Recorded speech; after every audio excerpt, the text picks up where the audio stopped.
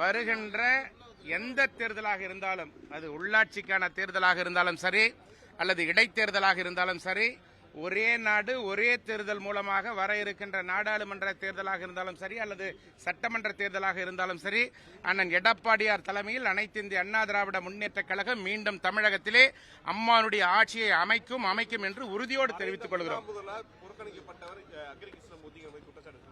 எந்த நேரத்தில் என்ன கட்சி விட்டு எடுக்கல, பொறுப்புல இருந்து எடுக்கல.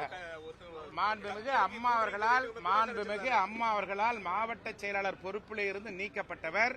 மீண்டும் அண்ணன் எடப்பாடியார் அவர்கள் தான் அவருக்கு மீண்டும் தொகுதி மாற்றி சட்டமன்ற தேர்தலிலே போட்டியிடுவதற்கான வாய்ப்பினை தந்தார்கள். மாவட்ட செயலாளர் பதவியை மீண்டும் தந்தார்கள். மீண்டும் கழகத்தினுடைய அமைப்பு செயலாளர் பதவியை தந்தார்கள். இப்படி எல்லா பதவிகளையும் அண்ணன் எடப்பாடியார் தான் தந்தார். ஒரு நாடாளுமன்ற மேலவை உறுப்பினராக வாய்ப்பு தந்தார். அண்ணன் எடப்பாடியாரால் தான் இவர் வெற்றி பெற்றார் என்பதுதான் உண்மை. இது யாராலும் மறுக்க முடியாது. அது பொதுச் செயலாளர் முடிவெடுப்பார். இது கட்சியினுடைய தலைமையில் இருக்கின்ற அனைத்து இந்திய அண்ணா திராவிட முன்னேற்ற கழகத்துடைய பொதுச் செயலாளர் அண்ணன் எடப்பாடி அவர்கள் முடிவெடுக்கக்கூடிய ஒரு விஷயம். பொதுக்குழு கூட்டப்படுகின்ற பொழுது இதை பற்றிய முழுமையான தகவல்களை அண்ணன் எடப்பாடியார் தெரிவிப்பார். நன்றி.